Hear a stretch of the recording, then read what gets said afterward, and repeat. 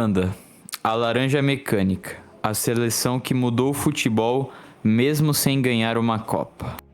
Antes dos anos 70, a Holanda não era potência mundial, não tinha camisa pesada, não assustava em Copa do Mundo.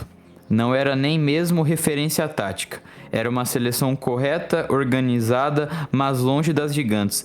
Até que surge uma ideia, e essa ideia nasce de um clube.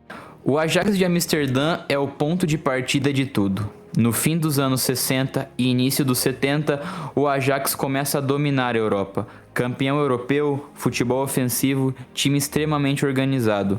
Mas o mais importante, o Ajax jogava como ninguém. Ali nasce o conceito que mudaria o futebol, o chamado futebol total. E no centro disso tudo estava um gênio. E esse gênio era Johan Cruyff. Ele não era só um jogador habilidoso. Ele pensava o jogo, organizava o time, mandava na movimentação e ditava o ritmo. Cruyff podia começar como centroavante, cair pelo meio, voltar para buscar jogo, abrir espaço para os outros. Ele era o cérebro do futebol total. Muita gente fala, mas a Holanda jogava bonito. Não era só bonito, era inteligente. Cruyff levava para o campo uma ideia que anos depois influenciaria Barcelona, Guardiola, o tic-tac, o futebol moderno como um todo. Mas, Pedro, o que era o futebol total? No futebol total não existia posição fixa, qualquer jogador podia ocupar qualquer espaço. O time jogava em bloco, pressão alta o tempo inteiro, linha defensiva adiantada, posse de bola com objetivo. Se um lateral subia, alguém cobria. Se um atacante recuava, outro atacante atacava o espaço. Era um futebol coletivo, moderno e ousado, muito à frente da época. Essa ideia sai do Ajax direto para a seleção holandesa. A Copa de 74 é o momento em que o mundo inteiro olha para a Holanda e fala: que p*** é essa? Uma fase de grupos dominante, jogos controlados do início ao fim, atuações que encantam até quem perde. Não era só ganhar, era humilhar na posse de bola. O time parecia sempre ter um jogador a mais em campo. Cruyff comandava tudo. A seleção jogava como um relógio perfeito. Chega à final como favorita absoluta, mas a Alemanha Ocidental vence.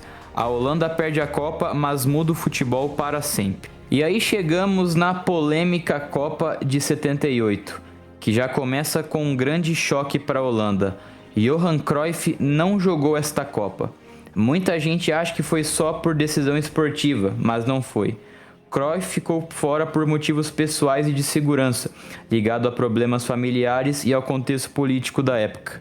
Explicando melhor, em 77, um ano antes da Copa, Cruyff e sua família sofreram uma tentativa de sequestro em Barcelona. E isso abalou muito a mente do jogador, que preferiu priorizar sua família e não se expor muito em viagens longas com a equipe. Ou seja, a Holanda foi para a Copa sem o cérebro da revolução. Mesmo assim, o time manteve a identidade. O formato da Copa de 78 ainda não era o mata-mata como hoje. Depois da fase inicial, tinha uma segunda fase em grupos, valendo vaga na final. A Holanda fez uma campanha sólida, enfrentou seleções fortes e mostrou organização e força coletiva. Sem encantar como em 74, mas competindo em alto nível. A Holanda chega à segunda final seguida de Copa do Mundo contra a anfitriã, a Argentina. Argentina campeã. Essa final marca a Holanda de vez. Segunda final consecutiva e segunda derrota. Uma geração histórica sem título. Tudo isso sem seu maior jogador em campo. Por isso muita gente olha para 78 e pensa: se com o Cruyff fora a Holanda chegou tão perto, imagina com ele. Depois das finais perdidas, a Holanda passa por um período difícil em Copas do Mundo. Não some do mapa, mas também não repete aquelas campanhas gigantescas. Só que uma coisa nunca muda: a formação de jogadores. O país continuou produzindo craques técnicos, inteligentes e com personalidade. A semente plantada por Cruyff e pelo Ajax continuou dando frutos. Aqui vem o momento mais vitorioso da história da seleção holandesa, 88. A Holanda conquista a Eurocopa, seu único grande título internacional, e não foi de qualquer jeito. Essa seleção tinha nomes pesadíssimos: Gullit, Van Basten, Rijkaard e Koeman. o grande zagueiro com passe e chutes absurdos.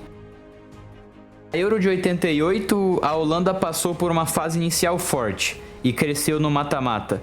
Eliminou a Alemanha, jogando na Alemanha, e chegou à final contra a União Soviética.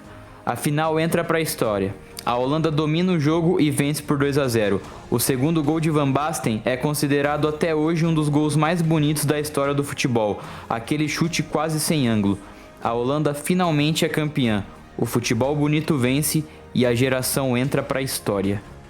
Na Copa do Mundo de 2010, a Holanda bate na trave outra vez. Mas já era uma Holanda bem diferente das versões anteriores. Era um time mais físico, mais pragmático, menos encantador, mas muito competitivo. A Holanda faz uma fase de grupo sólida, sem sustos, não encanta, mas vence os jogos e passa com confiança. No mata-mata, a Holanda cresce. Oitavas, passa com controle. Nas quartas, enfrenta o Brasil e vence um jogo pesado, virando a partida. Esse é o jogo daquela clara expulsão do Felipe Melo. Na semifinal, bate a fortíssima seleção do Uruguai, com autoridade, e chega à terceira final de Copa do Mundo de sua história. A final é contra a grande e fortíssima geração da seleção espanhola.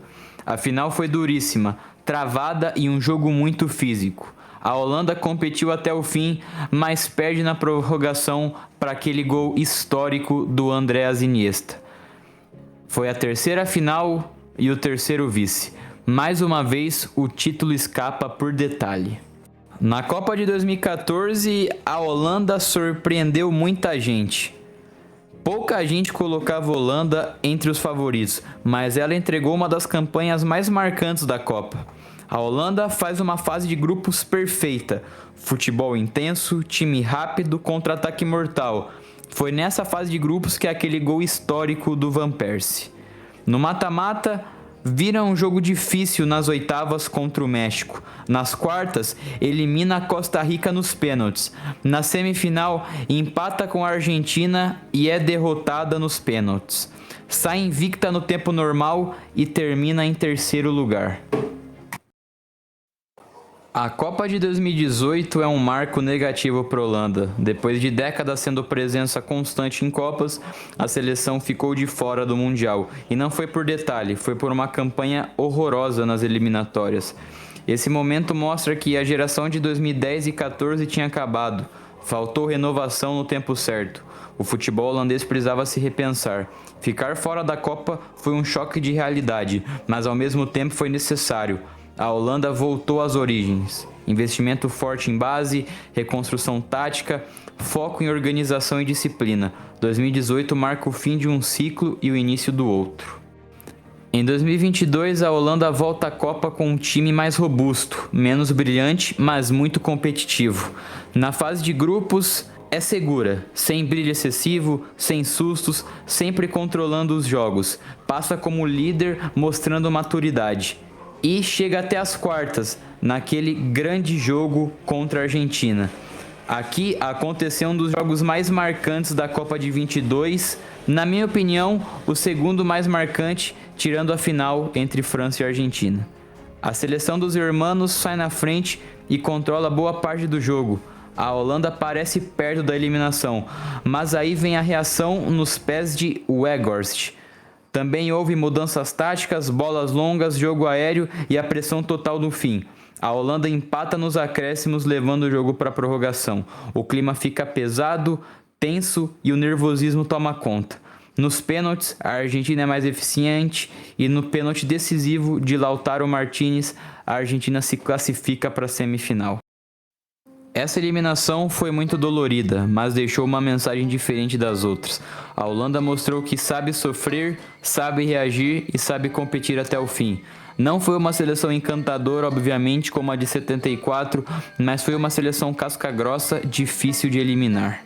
E falando agora mais um pouquinho sobre a seleção da Holanda, vem com o seu maior artilheiro de sua história para essa Copa, que joga em território brasileiro, o atacante do timão, Memphis Depay. Também vem com uma boa trinca de meio-campistas compostas por Frank de Jong, Sneijder e Gravenberch. Vem com o baita zagueiro Van Dijk, Ake, De Ligt. E no gol é que a Holanda está um pouco enfraquecida. Não temos mais o temido Van der Sar. O que esperar da Holanda em 2026? A Holanda chega para a Copa em um novo momento. Uma geração mais consolidada, jogadores fortes fisicamente, uma organização tática e sólida, identidade histórica mantida. Talvez não seja a seleção mais brilhante da história holandesa, mas é competitiva, madura e perigosa em mata-mata. A pergunta que fica é: será que em 2026 a Holanda finalmente transformará legado em título? Ou a Laranja Mecânica seguirá como a maior seleção da história sem uma Copa do Mundo? Fica a pergunta para vocês decidirem aí nos comentários.